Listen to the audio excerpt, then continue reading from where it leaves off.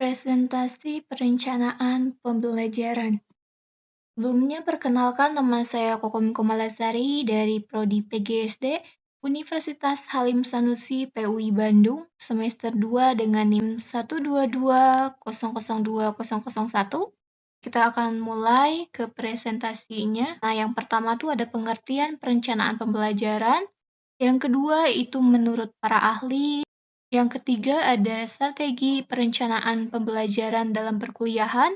Dan yang terakhir, pentingnya perencanaan pembelajaran. Yang pertama, pengertian perencanaan pembelajaran. Nah, ini berdasarkan terminologi, ini terdiri dari dua kata, yakni perencanaan dan pembelajaran. Untuk deskripsinya sendiri, yaitu perencanaan dari kata rencana, atau pengambilan keputusan tentang apa yang harus dilakukan untuk mencapai tujuan.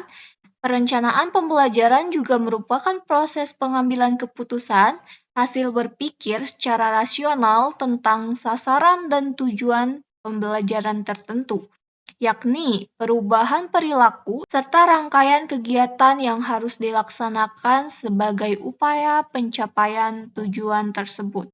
Perencanaan atau manajemen itu bisa dikatakan sebagai pengambilan keputusan apa yang harus dilakukan tadi gitu.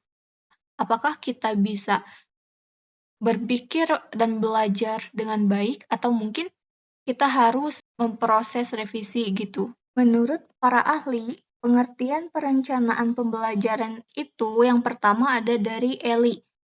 Perencanaan pada dasarnya suatu proses dan cara berpikir yang dapat membantu menciptakan hasil yang diharapkan gitu. Nah, yang selanjutnya ada dari Kaufman. Nah, ini beliau mengatakan bahwa perencanaan sebagai suatu proses untuk menetapkan kemana nih harus dibawa pergi gitu. Dan bagaimana untuk sampai ke tempat itu dengan cara yang paling efektif dan efisien. Dan yang terakhir ada dari Terry. Nah, beliau mengatakan perencanaan pada dasarnya adalah penetapan pekerjaan yang harus dilaksanakan oleh kelompok untuk mencapai tujuan yang telah ditentukan gitu. Nah, sebetulnya dari menurut ketiga para ahli ini tidak ada bedanya, sama-sama merujuk pada perencanaan pembelajaran. Tujuan dari pembelajaran kan itu untuk belajar. Bagaimana cara kita mengimplementasikan. Kemudian proses pembelajaran itu adalah proses kerjasama di mana antara guru dengan siswa. Seorang guru tidak akan bisa mengajar seorang murid atau siswa kalau siswanya itu nggak ada gitu, dan sebaliknya seorang pelajar atau siswa tidak akan bisa mendapatkan pembelajaran gitu kalau tidak ada gurunya gitu. Selanjutnya ini ada strategi perencanaan pembelajaran dalam perkuliahan. Nah, tentu strategi perencanaan pembelajaran ini dalam perkuliahan dilakukan dengan menggunakan cooperative learning. Nah, dalam hal ini mahasiswa tuh diharapkan menyampaikan ide baik berupa pendapat individu atau kelompok. Nah, metode ceramah juga diperlukan gitu untuk memberikan informasi pada saat mengawali dan mengakhiri perkuliahan gitu.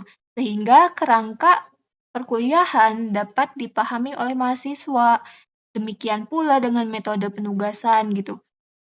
Ini sangat penting dilakukan supaya masing-masing kompetensi dasar dapat dicapai secara efisien dan efektif gitu. Dan selanjutnya mahasiswa juga akan melakukan presentasi dan menyatakan laporannya gitu.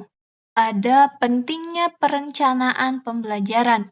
Nah, yang pertama ini pembelajaran adalah proses yang bertujuan. Tentu kita sebagai mahasiswa belajar untuk mencapai tujuan kita gitu. Ketika kita ingin menjadi seorang guru, kita juga harus belajar terlebih dahulu. Nah, yang selanjutnya ada pembelajaran adalah proses kerjasama. Ini sangat penting karena ketika kerjasama terbangun dengan baik, kita juga akan menumbuhkan sosialisasi gitu. Karena menjadi seorang guru itu harus banyak berkomunikasi gitu, harus banyak bekerja sama.